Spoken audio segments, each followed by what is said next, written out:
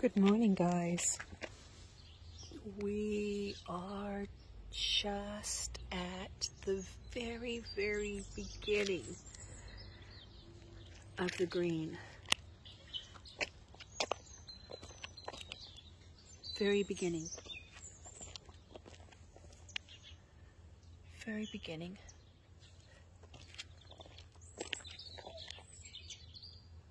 By tomorrow, we should see a pretty strong blush of green. These little guys will grow up so fast.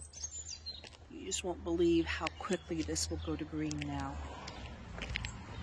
So we're about 2 weeks later than we were last year.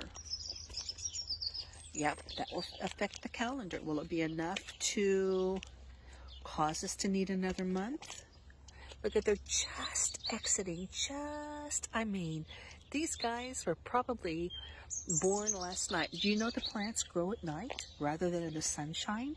In the sunshine, they load their battery and they grow at night. Photosynthesis is their battery. And after they've loaded their battery, and when the sun goes down and the moon comes up, they start growing. So we are just on the edge